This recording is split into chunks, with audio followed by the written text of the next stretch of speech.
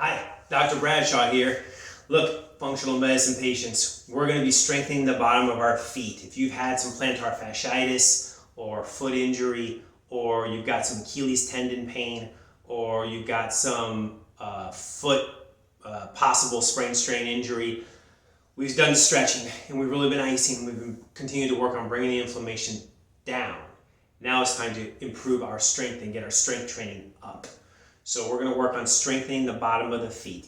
And there's two different things we have to do when we're strengthening the bottom of the feet. One, we need to stretch the toe flexors. So when you look at my foot from the side, this is my foot. Toe flexors allow you to do this, okay? But we also need to strengthen the arch underneath the foot. That is this motion. So my toes aren't curling. My foot is just arching. Does that make sense? So from the side, if you were to see it a little bit better, this is my foot. We're going to work on strengthening the toe flexors and the arch flexors. Two different groups of muscles, two different activities that we need to work on. Both need to be stronger. If you're going to have plantar fasciitis go away permanently, if you're going to have your foot injury go away permanently, you need to strengthen both of these, because if you don't, the problem will return. Okay, so imagine, let's go to toe flexors. I'm going to stand on the floor over here in a moment. I'm going to be curling my toes under like this. So what you want to do is stand, feet about hip width apart. Take your shoes off, obviously. And you're going to want to curl your toes under. So for me, I can't get my toes completely under my feet. You probably can't see that. But I'm curling my toes as much as I can while I'm on my feet. Curl, relax. Curl my toes under and relax. Now, some of you are going to get cramping when you do this. Two things you must start doing right away. Drink more water, take electrolytes. You're cramping because you're either one or both. One or the other or both, excuse me. So if you are, the rule is dehydrated.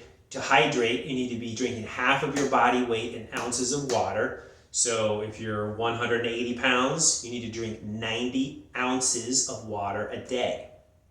So, a typical glass of beer, you see like at a restaurant or whatever, at a bar, is 12 ounces. So that's, 7 of those, at least 8 of those glasses a day. You might be dehydrated. The other thing are electrolytes: calcium, magnesium, phosphorus, sodium. These are all big ones, and you need to make sure you get those in your system. So there are products that we sell. If you don't know where to turn, we can give you those. But you need to be drinking those to avoid cramping. Otherwise, you're never going to fix your foot because you won't be able to do the exercise. But anyway, let's go back to the exercise. So curl your toes under like this, and then back out.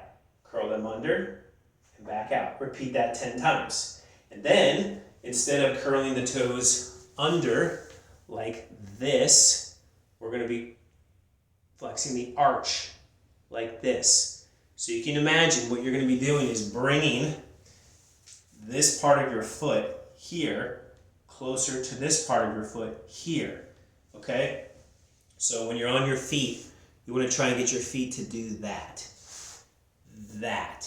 You're not going to feel a whole lot going on, but you will be doing something if you do that. So again, feet hip width apart. Do not curl your toes under. Your toes need to stay flat. You're just trying to curl that and arch that underneath your foot. And you'll feel it underneath there. It's a different muscle. And it's something you've probably never done before. So you'll be in a weird space, like, what am I feeling right now? Hello, you're welcome to your foot arch. That is weak on you. The reason you ended up with foot pain underneath you, very likely, in the first place. Let's re-strengthen that arch. Let's improve that arch underneath there. I, of course, always recommend orthotics for your feet. If you have those in there already, you're still dealing with this problem, those muscles need to be retrained. So work on that. So again, feet hip width apart. I usually bend the knees just a little bit, stick my butt out a little bit. It makes it just a little bit easier to do it. Hold that for a count of 10. Don't let go. Just hold that for a count of 10. 1, 2, breathing the whole time. And then come out of it. And then do it again. And hold that for a count of 10. And then relax. The toe flexors underneath the foot, those those get strong pretty quick.